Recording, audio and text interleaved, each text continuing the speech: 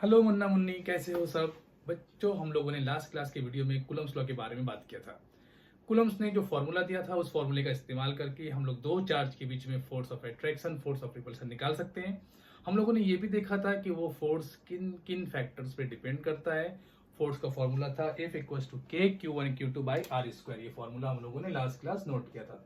के q one q two by r square. Q one क्या है, एक चार्ज है। क्यू टू क्या है, वो दूसरा चार्ज है। और आर क्या है, दोनों चार्ज के बीच में डिस्टेंस। और के क्या है, इलेक्ट्रोस्टैटिक फोर्स कांस्टेंट है।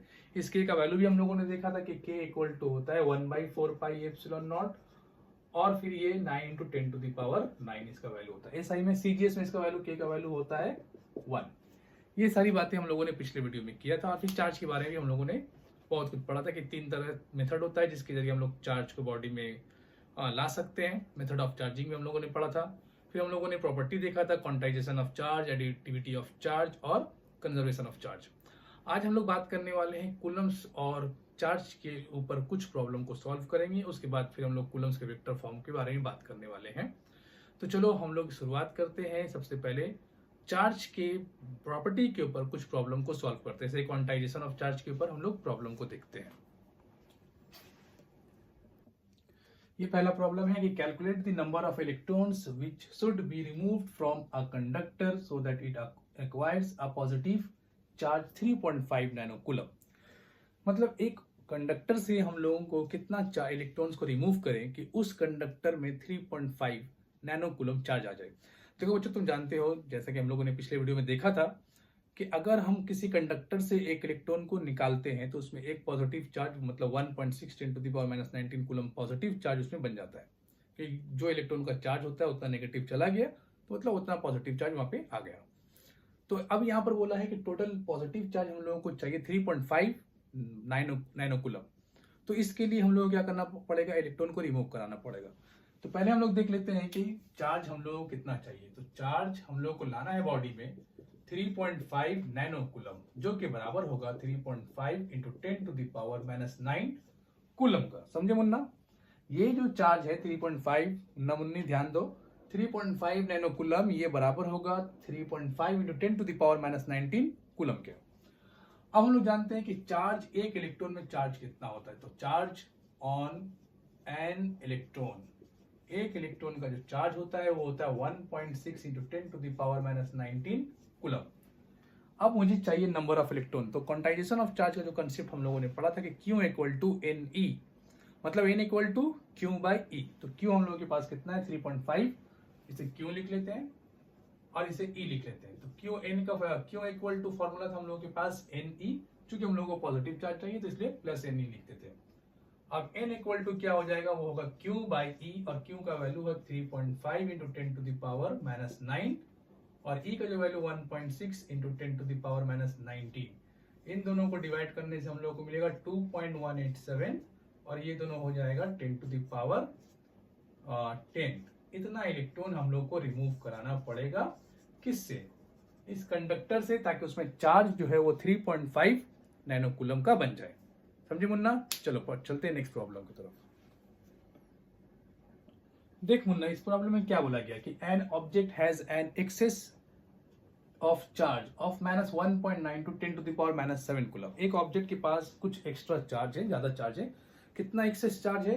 -1.92 इंटू 10⁻⁷ कूलम। तो पूछा जा रहा है कि how many excess electrons does it have. तो उसके पास एक्स्ट्रा या एक्सेस कितना इलेक्ट्रॉन्स आया। क्योंकि हम लोग जानते हैं कि किसी भी ऑब्जेक्ट में, किसी भी बॉडी में अगर नेगेटिव चार्ज आ रहा है इसका मतलब वहां पर इलेक्ट्रॉन आया, और किसी बॉडी में या किसी भी ऑब्जेक्ट में अगर पॉजिटिव चार्ज आया है तो मतलब वहां से इलेक्ट्रॉन गया है। ये बात हम लोग सब जानते हैं अच्छे से। तो अब यहाँ पर पूछा जा रहा है कि उस ऑब्जेक्ट में कितना एक्सेस इलेक्ट्रॉन है, क्योंकि वहां पर इतना एक्सेस नेगेटिव चार्ज है। पहले तो न्यूट्रल था, अब इतना नेगेटिव हो गया। तो हम लोगों के पास पता है कि Q का वैल्यू ये लोग दे रहा है -1.92 इंटू 10⁻⁷ कूलम, ठीक। और N के पास, और E का जो चार्ज होता है इलेक्ट्रॉन का, एक इलेक्ट्रॉन का जो चार्ज होता है वो होता है -1.6 इंटू 10⁻⁹ कूलम, करेक्ट।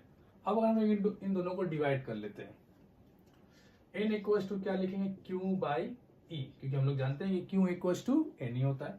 तो यहाँ पर हम लोगों को मिलेगा -1.92 इंटू 10⁻⁷ और यहाँ पर -1.6 इंटू 10 टू द पावर -19। देखो इन दोनों को डिवाइड करने से हम लोग को मिलेगा 12 और इन दोनों यहाँ से हो गया 10 टू द पावर 12। तो इतना इलेक्ट्रॉन्स हम लोगों को रिमूव कराना पड़ेगा, किससे? उस ऑब्जेक्ट से, ताकि उसमें इतना ऐड करना पड़ेगा, क्योंकि हम लोग को नेगेटिव चार्ज चाहिए ना। तो इतना इलेक्ट्रॉन्स अगर हम उस ऑब्जेक्ट में अगर हम लोग ऐड करेंगे तो उसमें चार्ज हो जाएगा -1.92 10 टू द पावर -7 कूलम। चलते हैं अगले प्रॉब्लम में।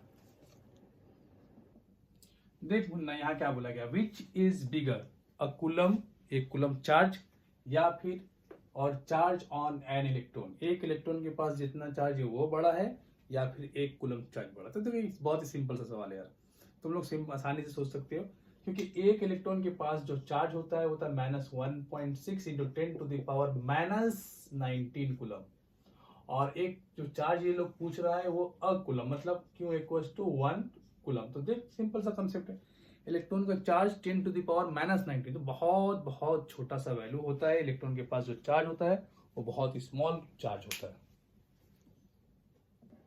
देख मुन्ना, इस प्रॉब्लम को देख, if a body gives out, अगर किसी बॉडी से हम लोग निकाल लेते हैं 10 टू द पावर, या निकलता है 10 to the power 9 electrons every second, हर सेकंड में 10 to the power 9 10 to the power 9 electrons निकल रहा है। समझ मुन्ना, समझने की कोशिश कर मुन्ना, बहुत अच्छा कंसेप्ट है, बहुत अच्छा प्रॉब्लम है। If a body gives out 10 to the power 9 electrons every second, हर एक सेकंड में 10 टू द पावर 9 इलेक्ट्रॉन्स, बहुत बड़ा क्वांटिटी निकल रहा है। How much time is required, कितना वक्त लगेगा to get a total charge of 1 coulomb from it.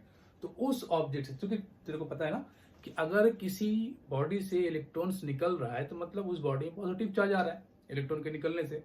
तो हर एक सेकंड में 10 टू द पावर 9 इलेक्ट्रॉन्स निकल रहा है, तो कुछ चार्ज एक सेकंड में बनता होगा। तो पूछ रहा है कि टोटल 1 कूलम चार्ज बनने में उस बॉडी को कितना टाइम लगेगा। चलो देखते हैं। तो नंबर ऑफ इलेक्ट्रॉन्स जो एवरी सेकंड निकल रहा है 10 टू द पावर 9 इलेक्ट्रॉन्स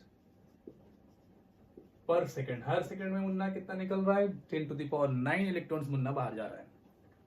तो एक सेकंड में टोटल चार्ज पर सेकंड कितना बन रहा है उस बॉडी में, चार्ज पर सेकंड, एक सेकंड में कितना चार्ज बन रहा है। तो ध्यान से देख, तो क्या फॉर्मूला लिखेंगे, Q इक्वल्स टू Ne। तो एक इलेक्ट्रॉन का चार्ज मुझे पता है ना कि इलेक्ट्रॉन का चार्ज कितना होता है, 1.6 into 10 to the power -19 coulomb.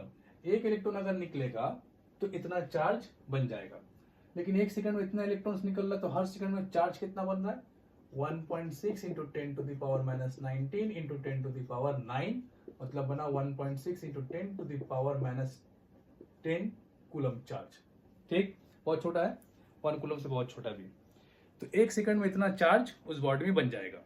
आगे देखो, हम लोगों को चाहिए कितना चार्ज, टोटल चार्ज क्यों चाहिए हम लोग को, 1 कूलम। बोला गया कि 1 कूलम चार्ज हम लोगों को चाहिए उस बॉडी में। तो टाइम कितना लगेगा वो कैलकुलेट करना है। तो देखो टाइम का फॉर्मूला है क्यू, इसे हम लोग मान लेते हैं स्मॉल क्यू बाई क्यू, क्योंकि ये टोटल चार्ज है और ये पर सेकंड का चार्ज है। तो इसे हम लोग डिवाइड करते हैं, 1 कूलम यहाँ पे क्यू को ले लेते हैं, और ये कितना 1.6 इंटू 10 टू द पावर -10, ये आएगा 10 into 10 to the power 9 by 1.6, इसको डिवाइड करने से आएगा 6.25 into 10 to the power 9 second, इतना वक्त लगेगा। और इसे जब हम लोग ईयर में चेंज कर लेंगे तो ये आ जाएगा 198.18 ईयर्स। मतलब 1 कूलम चार्ज एक ऑब्जेक्ट में लाने के लिए कितना साल लगेगा, 198.18 ईयर्स का वक्त लग जाएगा हम लोग को। ठीक है, चलो अगले प्रॉब्लम को देखते हैं। देख मुन्ना, ये प्रॉब्लम को देख, a metal sphere has a charge, एक मेटल स्फीयर है, उसके पास पहले से चार्ज है ऑफ -6.5 माइक्रो कूलम का, इतना चार्ज उसके पास पहले से। अब क्या किया जा रहा है कि वेन इतना electrons 5 into 10 to the power 13 electrons को रिमूव किया जा रहा है उस स्फीयर से, तो अब पूछा जा रहा है कि टोटल चार्ज कितना हो जाएगा। ऑब्वियसली अगर तुम इलेक्ट्रॉन्स को रिमूव करोगे किसी भी ऑब्जेक्ट से, पता है ना यार कि अगर इलेक्ट्रॉन्स को रिमूव करते हैं तो फिर उसमें क्या आता है, पॉजिटिव चार्ज आता है। ऑलरेडी उसके पास थोड़ा सा नेगेटिव चार्ज था, अब उससे हम इलेक्ट्रॉन्स को रिमूव कर रहे, तो अब उसमें जो चार्ज आएगा वो पॉजिटिव आएगा।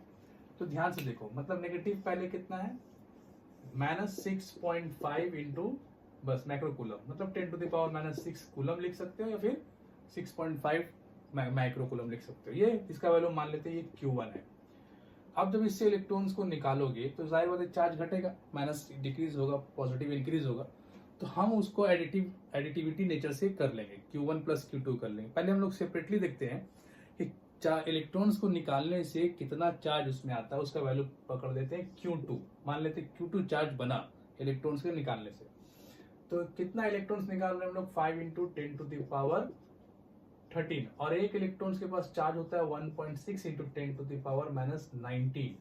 इन दोनों को मल्टीप्लाई कर लो, कितना हो जाएगा 8, और इन दोनों से हम लोग को मिलने वाला 10 टू द पावर माइनस 6। ये क्या हो जाएगा, इतना कूलम, और मैं इसे कह सकता हूं कि 8 माइक्रोकूलम।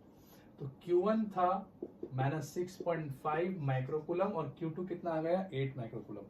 एडिटिविटी ऑफ चार्ज कहता है कि टोटल चार्ज किसी भी बॉडी में क्या होगा, वो दोनों सारे चार्ज का सम होगा। 2 हो, 2 से ज्यादा हो, 3 हो, 4 हो, कोई दिक्कत नहीं है। जितने भी चार्ज होंगे सबका सम उस सिस्टम का टोटल चार्ज होगा। तो Q1 मेरे पास कितना है, माइनस 6.5 है, और Q2 कितना, सॉरी प्लस Q2 कितना है, वो 8 है। तो कितना आ जाएगा, 1.5 माइक्रोकूलम उस ऑब्जेक्ट में टोटल चार्ज हो जाएगा, प्लस 1.5 माइक्रोकूलम। देख मुन्ना, ये प्रॉब्लम को देख, दो बॉडी है ए और बी, ठीक। दोनों के पास कुछ चार्ज है इनिशियली। पहला ए के पास है माइनस 3 माइक्रोकूलम और बी के पास है minus 0.44 microcoulomb. How many electron should be transfer from A to B. A से इलेक्ट्रॉन को ट्रांसफर करना है बी में, के so that they acquire equal charges, के दोनों का जो चार्ज है वो बराबर है, मतलब चार्ज ऑन ए और चार्ज ऑन बी बराबर हो जाए। फिलहाल अभी तो दोनों का चार्ज इनिशियली बराबर नहीं है, क्योंकि अगर ए के पास देखें तो माइनस 3 माइक्रोकूलम चार्ज है, और अगर बी को देखो तो इसके पास माइनस 0.44 माइक्रोकूलम चार्ज है, बी है ये। अब बोल रहा है कि यहाँ से कितना इलेक्ट्रॉन इसमें ट्रांसफर करे। तो अब यहाँ से अगर मान लेते हैं हम लोग कि n number of electrons transfer किया गया, तो फिर कितना चार्ज ट्रांसफर किया गया, Ni। तो इसमें प्लस Ni चार्ज आ जाएगा क्योंकि यहाँ से इलेक्ट्रॉन निकाल रहे हैं, और इसमें माइनस Ni चार्ज आ जाएगा क्योंकि इसमें इलेक्ट्रॉन डाल रहे हैं। ऐसा करने से दोनों का चार्ज बराबर हो जाएगा। तो हम लोग मान लेते हैं कि n नंबर ऑफ इलेक्ट्रॉन्स अगर रिमूव करते हैं हम लोग बॉडी ए से, ऑब्जेक्ट ए से ऑब्जेक्ट बी में, तो ए और बी का चार्ज बराबर हो जाएगा, ऐसा हम लोग मान लेते हैं। तो एक अगर चार्ज ऑन ए बराबर हो गया charge on B, charge on A कब, रिमूव करने के बाद, equal to charge on B, ये कब होगा, जब हम लोग रिमूव करेंगे। तो फिर इसका चार्ज कितना हो गया, minus 3 into 10 to the power minus 3 microcoulomb ही रहने दो, प्लस है नहीं क्योंकि इसमें और प्लस ऐड होगा क्योंकि इससे इलेक्ट्रॉन निकल रहा है, याद रहे। और मुन्ना यहाँ पर देख, यहाँ पर माइनस 0.44 माइक्रोकूलम चार्ज और इसमें माइनस एन ई, इतना इलेक्ट्रॉन्स आया, इसमें मतलब इतना एन इलेक्ट्रॉन्स आया, तो मतलब एन ई चार्ज उसमें आ गया। अब इन दोनों को उधर कर लें तो 2Ne इक्वल टू 3.00 लिख लो इसको, माइनस 0.44, तो 2Ne ये हो जाएगा 2.56, ठीक, माइक्रोकूलम चल रहा है। और फिर अगर हम लोग n निकालते हैं तो ये होगा 2.56 बाय 2e, दिख रहा है। चलो अब यहाँ पर देखते हैं हम लोग कि एक इलेक्ट्रॉन में चार्ज कितना होता है, 1.6 into 10 to the power minus 19 coulomb, ये पता है सबको, मुन्ना ध्यान से।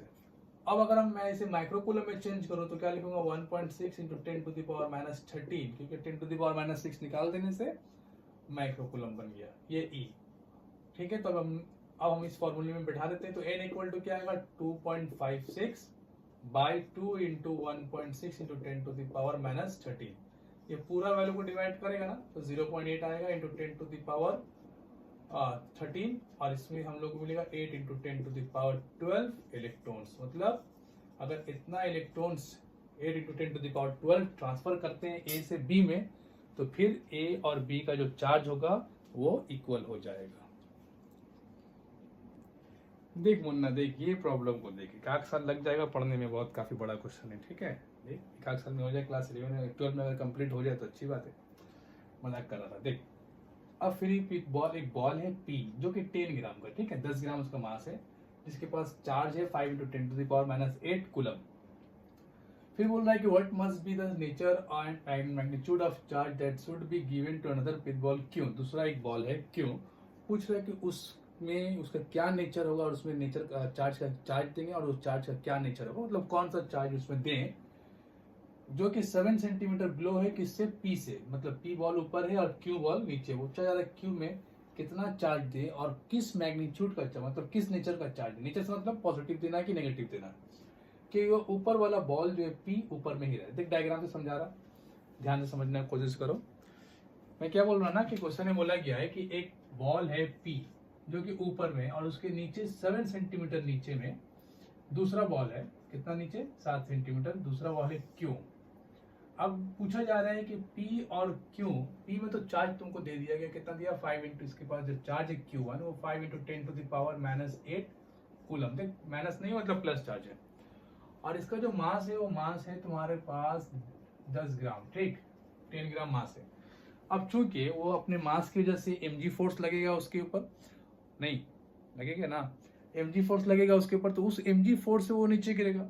अब ये बॉल उसको ऊपर में रोके रखना है। ये बॉल का काम क्या है कि पी को नीचे नहीं गिरने देना। तो जाहिर बात है फिर उसके ऊपर रिपल्सिव फोर्स लगाएगा। रिपल्सिव फोर्स लगाने के लिए क्यू के पास भाई कौन सा चार्ज होना चाहिए? तो क्यू के पास पॉजिटिव, नेगेटिव, क्या पॉजिटिव चार्ज होगा ना, क्योंकि पी के पास अगर पॉजिटिव चार्ज है तो इसके पास भी पॉजिटिव होना चाहिए, ताकि वो पी को ऊपर की तरफ पुश करे। जब वो ऊपर की तरफ धक्का देगा और mg फोर्स नीचे की तरफ लग रहा, तो उसको बैलेंस करने के लिए ऊपर ही ना फोर्स दोगे। तो P को Q ऊपर की तरफ फोर्स देगा और mg फोर्स दोनों एक दूसरे को बैलेंस कर लेगा। तो मतलब Q में जो इस नेचर का चार्ज होगा वो तो पॉजिटिव होगा, ये बात क्लियर है। अब उस चार्ज का मैग्नीट्यूड कितना होगा ये बात पता करना हम लोग को। तो देखो हम लोग बोल सकते हैं कि electrostatic force must be equal to gravitational force, ठीक, जी नहीं लेते, मतलब नीचे वाला फोर्स, ग्रेविटी का फोर्स। इलेक्ट्रोस्टैटिक फोर्स का फॉर्मूला क्या है? 1/4πε0 Q1 Q2 by r square, और ये क्या है? mg। क्लियर? तो अब यहाँ पे हम ध्यान देना है कि हम लोग सारे वैल्यू को SI में पुट करेंगे, SI सिस्टम का सारा वैल्यू लेंगे। तो 1/4πε0 को क्या लिखना है? 9 into 10 to the power 9। Q1 को क्या लिखना है? देखो 5 into 10 to the power -8। Q2 तो निकालना है हम लोगों को, पॉजिटिव नेचर का है तो पता है, लेकिन मैग्नीट्यूड कितना वो तो नहीं पता ना। R कितना है? 7 सेंटी, मतलब 7 इंटू 10 टू द पावर -2 का स्क्वायर मीटर में ले लिए। मास कितना है? 10 ग्राम, मतलब 10 into 10 to the power -2 kg में कर दिए, और G का वैल्यू चल 10 ले लेते हैं। अब यहाँ से Q2 को निकाल लेते हैं, तो Q2 का वैल्यू हो जाएगा ये 10 10 100 पूरा कैंसिल हो गया, इसको ऊपर भेज। 749 49 इंटू 10 टू द पावर -4, और ये नीचे जाएगा 5 इंटू 10 टू द पावर 9, और ये आएगा 5 इंटू 10 टू द पावर -8। तो यहाँ पर हो जाएगा Q2 का वैल्यू, Q2 आएगा हम लोगों के पास 49/20 दिख रहा है, 49/25, ऐसे कर ले 49/25। अच्छा ये 10 टू द पावर 9 और 10 टू द पावर -8, तो कितना बचेगा? एक 10 बचेगा, ऊपर जाएगा 10 to the power -5, 10 to the power -5। तो ये होगा Q2 का मैग्नीट्यूड। इसे डिवाइड कर लेना, डेसिमल में आ जाएगा, 1 पॉइंट समथिंग में आएगा, ठीक। तो मेरे ख्याल से ये क्वेश्चन भी समझ में आया। चलो अगले प्रॉब्लम को देखते हैं। देख मुन्ना, 2 charge particles having charge, 2 charge particles, ठीक है, जिसके पास चार्ज कितना है? 2 into 10 to the power -8 coulomb. दोनों को क्या किया गया? एक इंसुलेटिंग स्ट्रिंग, मतलब एक इंसुलेटर है, रस्सी है, उससे दोनों चार्ज को बांध दिया गया, ठीक। 1 मीटर, उस स्ट्रिंग का लेंथ कितना है? 1 metre, and the system is kept, और पूरे दोनों चार्ज और स्ट्रिंग से बंधा हुआ चार्ज सबको रख दिया गया एक टेबल के ऊपर। अब पूछा जा रहा है कि उस स्ट्रिंग में टेंशन कितना होगा। क्यों टेंशन होगा भाई? पहले ये सवाल। टेंशन इसलिए होगा क्योंकि दोनों चार्ज सेम नेचर का है, दोनों पॉजिटिव है, तो दोनों में रिपल्सिव फोर्स लगेगा, दोनों एक दूसरे से दूर जाएगा। चूंकि रस्सी से बंधा हुआ है इसलिए रस्सी में खिंचाव पैदा होगा, इसलिए रस्सी में टेंशन होगा। तो सिंपल सा जवाब है रस्सी में टेंशन कितना होगा? तो सिंपल सा जवाब है कि रस्सी में टेंशन बनना कूलम फोर्स के बराबर होगा। तो कूलम फोर्स निकाल ले, सिंपल सा कंसेप्ट है। तो कूलम फोर्स कितना होगा? तो टेंशन T बराबर हो गया कूलम फोर्स, और कूलम फोर्स को क्या हम लोग दिखाते हैं? इलेक्ट्रोस्टैटिक फोर्स से। चलो तो tension equals to Fe 1/4πε0 Q1 Q2 by r square. तो 9 इंटू 10 टू द पावर 9 लिख ले। Q1 का वैल्यू कितना है? 2 into 10 to the power 8, 2 into मतलब 4 इंटू 10 टू द पावर -16, और डिस्टेंस कितना था? 1 मीटर, तो 1 का स्क्वायर। तो कितना हो गया 4 9 36 इंटू 10 टू द पावर -7। तो ये ठीक है, Q1 Q2 10 to the power -6। और देखिए यहाँ पे कितना 2 2 4। अच्छा मैं Q1 Q2 दोनों को लिख लेता हूँ। 2 इंटू 10 टू द पावर -8 और फिर 2 इंटू 10 टू द पावर -8। तो कितना हो गया 436 और ये कितना हो जाएगा -16 + 9 10 टू द पावर -7। इतना न्यूटन फोर्स लगेगा, मतलब बनेगा। टेंशन फोर्स कितना होगा स्ट्रिंग में 36 into 10 to the power -7 newton. चलो कॉपी कर लो, दूसरे प्रॉब्लम में आते हैं। चलो देख मुन्ना, ये एक स्क्वायर है ठीक, जिसके साइड का जो लेंथ है वो 1 मीटर दिया गया और उस स्क्वायर में अलग अलग पोजीशन पे कुछ चार्ज दिया गया। यहाँ पे -3 कूलम, यहाँ पे -3 क्यू, कूलम नहीं -3 क्यू, यहाँ पे -7 क्यू, यहाँ -2, यहाँ पे +4, -3 +7 -2 +4 और जो स्क्वायर का सेंटर है वहाँ पे +q चार्ज है। अब तेरे से पूछ रहा है ना कि इसके ऊपर +q के ऊपर नेट फोर्स कितना लगने वाला है। सिंपल सा सवाल है लेकिन समझ ले। +q जो सेंटर में जो चार्ज है उस पे टोटल फोर्स कितना लगने वाला है, कितना फोर्स लग रहा है ये बताना हम लोगों को। तो स्क्वायर का साइड कितना 1 मीटर। चलो आगे देखते हैं। सबसे पहले समझो कि ये +4 एक एक करके निकालते हैं। मान ले ये वाला 4 इसको, इस चार्ज को ऐसे पुश करेगा और ये डिस्टेंस कितना हाफ। ये भी 4Q इसको यहाँ पुश करेगा, इसका भी डिस्टेंस हाफ। चूंकि दोनों +4Q, दो +Q को जो सेंटर में उसको एक ये वाला ऐसे पुश कर रहा है जिस फोर्स से, उतना ही फोर्स से ये भी इसे यहाँ पुश कर रहा है। तो नेट फोर्स Q के ऊपर इन दोनों का एक दूसरे को कैंसिल कर लिया। चल इन दोनों का फोर्स खत्म, नेट फोर्स नहीं लग रहा उसके, इन दोनों की वजह से। इसको समझो, इसको और इसको, ये वाला -2Q, ध्यान से देखो जरा सा, ये वाला -2Q इस +Q को ऐसे अपनी तरफ खींचेगा कुछ फोर्स से। ये वाला -2Q भी इस +2Q को खींचेगा अपनी तरफ ऐसे कुछ फोर्स से। इसका जो डिस्टेंस होगा वही डिस्टेंस इसका होगा, तो चार्ज भी सेम, डिस्टेंस भी सेम। तो ये फोर्स, ये -2Q जितनी फोर्स से यहाँ खींचेगा वो -2Q उतनी फोर्स से ऊपर भी खींचेगा तो नहीं। तो फिर क्या हुआ, दोनों का फोर्स ऑपोजिट हुआ। तो नेट फोर्स इसके ऊपर इन दोनों की वजह से कैंसिल। इसको देख ले, -3Q इसको ऐसे खींचेगा इस तरफ, जितने फोर्स से खींचेगा उतने ही फोर्स से ये भी खींचेगा कि नहीं, क्योंकि डिस्टेंस तो बराबर, दोनों का चार्ज भी बराबर। तो कूलम्स का फॉर्मूला के हिसाब से 1 मतलब K Q1 Q2 bye R² के कंसेप्ट के हिसाब से ये फोर्स एक दूसरे को कैंसिल कर लेगा। तो साइड वाले सब का अब बचा ये दोनों को देखो, ये 7Q + Q को नीचे की तरफ पुश करेगा और ये -7Q + Q को अपनी तरफ अट्रैक्ट करेगा। तो इन दोनों का जो फोर्स होगा वो दोनों नीचे की तरफ होगा, ठीक है। 7Q, फिर से देख, 7Q + Q को नीचे धक्का देगा, -7Q + Q को नीचे खींचेगा। दोनों एक ही तरफ खींच रहा, तो दोनों एक तरफ खींचेगा तो नेट फोर्स क्या कैंसिल होगा, नहीं, फोर्स ऐड होगा। तो ये फोर्स हमको निकालना पड़ेगा। चलो निकाल लेते हैं, सिंपल सा है। कैसे निकालेंगे देखो। तो फोर्स, पहला फोर्स F1, इसका नाम रख दो F1 ऐसे, और इसका नाम रख दो F2। तो F नेट कितना हो गया, F नेट हो गया F1 + F2। फॉर्मूला लिख दो दोनों के लिए, K Q1 Q2 bye R² + K Q1 Q2 bye R²। अब यहाँ पर देखो K, नहीं पहले K का वैल्यू K छोड़ दो। Q1 कितना +7Q और Q, 7Q और Q बाय R²। R कितना होगा, हाफ, क्योंकि ये स्क्वायर का साइड कितना 1 मीटर का है ना, तो उसका आधा कितना हो जाएगा, half metre, half square plus K, again ये वाला 7Q और ये वाला Q नीचे की तरफ, तो 7Q Q by half square. तो मतलब ये वाला हो गया ऊपर जाकर के 4, तो 4 और 2 दो बार हो गया, तो कितना हो गया 8K 7Q²। ठीक है, तो ये कितना हो गया ऊपर जाकर के 4K, ठीक। चलो अलग अलग लिख लेते हैं, क्यों कंफ्यूजन कर रहे हैं अपने आप को। 4K 7Q² और ये भी क्या हो गया 4K 7Q², 28 56 KQ²। इसे फिर कैलकुलेट कर लेना, K का वैल्यू डाल करके कैलकुलेट कर लेंगे हम लोग। तो ये हुआ सिंपल से प्रॉब्लम। और चलो अगले प्रॉब्लम एक और देखते हैं हम लोग।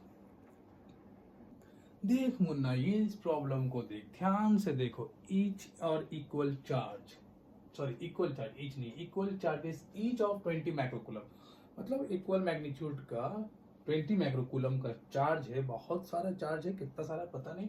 कहाँ रखा गया? 0 पे, 2 पे, 4 पे, 8 पे और 16 पे एक्स एक्सिस के। अब पूछा जा रहा है कि find the force experience by charge at x equal to 2 centimetre. x equal to 2 centimetre पे जो चार्ज है उसके ऊपर टोटल फोर्स कितना लग रहा है, ये पूछा गया हम लोग से इस प्रॉब्लम में। चलो करते हैं। देखो पहले, सबसे पहले क्या करो, एक एक्स एक्सिस बना लो। ये रहा एक्स एक्सिस, यहाँ मान ले x इक्वल टू 0, यहाँ मान ले x इक्वल टू 2, इससे सेम दूरी पे ले ले x इक्वल टू 4, यहाँ पे ले ले x इक्वल टू 8 और यहाँ पे ले लेते हैं x इक्वल टू 9, 2 4, थोड़ा सा इसको डबल कर लेते हैं, x इक्वल टू 8 और फिर उससे 8 दूरी और, चल मान ले यहाँ पे x इक्वल टू 16। अब यहाँ पर समझो ध्यान से, पूछा जा रहा है कि सब में कितना कितना चार्ज है। तो सब जगह 20 microcoulomb, 20 microcoulomb, 20 microcoulomb, 20 microcoulomb, 20 microcoulomb, ये चार्ज सब जगह रखा हुआ है। अब पूछा जा रहा है कि इस 20 में, इस 20 मतलब सारे का, मतलब 2 सेंटीमीटर पे, 2 सेंटीमीटर पे जो चार्ज रखा हुआ 20 माइक्रोकूलम, उसके ऊपर वो सारे चार्ज का टोटल फोर्स कितना पड़ रहा है। ठीक है, सिंपल है, कर लेंगे हम लोग, कोई दिक्कत नहीं है। कैसे करेंगे ये दिक्कत है, थोड़ा समझना है, कर तो लेंगे। देख मुन्ना, पहले ध्यान से सुन। ये वाला जो 20 है, इसको ये वाला 20, अच्छा पहले सब लिख दे, सबसे में इक्वल तो मान ले प्लस प्लस, ठीक, plus plus plus plus plus plus plus plus plus. ये वाले 20 को ये वाला 20 धक्का देगा कि नहीं देगा? देगा। तो इसकी वजह से ये वाला 20 वहां पुश होगा, कितने डिस्टेंस से? 2 सेंटीमीटर का डिस्टेंस से। और फिर ये वाला 20 इस 20 को यहाँ धक्का देगा, डिस्टेंस फिर 2 चार्ज से। तो इसके ऊपर इन दोनों चार्ज का जो फोर्स पड़ेगा, वो फोर्स एक दूसरे को कैंसिल कर लेगा, खत्म। बचा इसके ऊपर इसका फोर्स और इसका फोर्स, तो मतलब 2 तो कैंसिल हो गया, 2 तो गयो। अब बचा 2, इन दोनों का पहले हम लोग डिस्टेंस मालूम कर लेते हैं। यहाँ से यहाँ डिस्टेंस कितना रे मुन्ना? 6 सेंटीमीटर। यहाँ से यहाँ डिस्टेंस कितना रे बच्चा? 16 माइनस 2, 14 सेंटीमीटर, 14 सेंटीमीटर। अच्छा, सेंटीमीटर को मीटर बनाने के लिए क्या करेगा? 0.06 मीटर लिख लो इसको, और इसको 0.14 मीटर। ठीक है, तो 100 से डिवाइड कर दिया। अब दोनों फोर्स का जो डायरेक्शन होगा सेम होगा कि नहीं, जरा देखो। ये +20 इस 20, देखो ये तो हट गया, इसको हटा दें, कैंसिल हो गया। ये +20 इस +20 को ऐसे धक्का देगा, तो ये वाला यहाँ पे फोर्स फील करेगा F1, किसकी वजह से? इसकी वजह से। और ये वाला +20 फिर इस 20 को वैसे ही धक्का देगा, तो एक और फोर्स पड़ेगा F2 उसी डायरेक्शन पे। तो टोटल फोर्स क्या होगा? दोनों का सम। तो F नेट लिख लेते हैं हम लोग, F1 प्लस F2। अच्छा, दोनों में कॉमन क्या आएगा? Q1 Q2 बाय K भी ले लेते हैं, K भी कॉमन है, लेकिन R स्क्वायर कॉमन नहीं है, तो K Q1 Q2 ये कॉमन है दोनों में, लेकिन पहला वाला 1/r1 square plus 1/r2 square, ये अलग अलग है। 9 × 10 टू द पावर 9। Q1 का वैल्यू कितना है? 20 × 10 टू द पावर -6 माइक्रोकूलम, तो हाँ। Q2 का वैल्यू भी 20 × 10 टू द पावर -6 और 1/r1 कितना है? 0.06, 1/0.06 का स्क्वायर प्लस 1/0.14 का स्क्वायर। इस पूरे वैल्यू को कैलकुलेटर से कैलकुलेट कर लेंगे तो हम लोग का आंसर आना चाहिए, कितना आएगा? 4 4 36 00 इंटू कितना हो जाएगा? 9 × 10 टू -12 10 टू -3, और फिर ये ब्रैकेट को ये पूरा कैलकुलेट कर लेंगे तो हम लोग को नेट फोर्स मिल जाएगा। कैलकुलेटर यूज करना पड़ेगा, कर लेंगे, कोई दिक्कत नहीं है। और बिना कैलकुलेटर का भी कर सकते हैं, ये वाला को 100 ऊपर कर लेंगे, पॉइंट को उड़ा देंगे 36। तो इस तरीके से हम लोगों ने आज की वीडियो में क्वांटाइजेशन ऑफ चार्ज के ऊपर प्रॉब्लम किया। ध्यान है तो इस शुरुआत हम लोगों ने वैसे ही किया था, पहले क्वांटाइजेशन ऑफ चार्ज के ऊपर प्रॉब्लम किया, फिर उसी क्वांटाइजेशन ऑफ चार्ज के प्रॉब्लम में कुछ एडिटिविटी ऑफ चार्ज का भी कंसेप्ट आ चुका था। उसके बाद फिर हम लोगों ने कूलम्स लॉ के प्रॉब्लम को सॉल्व किया। लेकिन बच्चा ध्यान रखना इस बात को कि आज की वीडियो में जो मैंने किया अभी, ये सब सिंपल प्रॉब्लम, ये सब बोर्ड लेवल की प्रॉब्लम है। अगला जो मैं वीडियो बनाने वाला हूँ उसमें फिर हो सकता है मैं बोर्ड लेवल से कुछ और क्वेश्चन कराऊंगा, और फिर नीट के क्वेश्चन को भी मैं सॉल्व करूंगा। हम लोग प्रैक्टिस करेंगे नीट के प्रॉब्लम को भी। तो फिर हम लोग मिलते हैं अब अगले वीडियो में। बाय मुन्ना मुन्नी।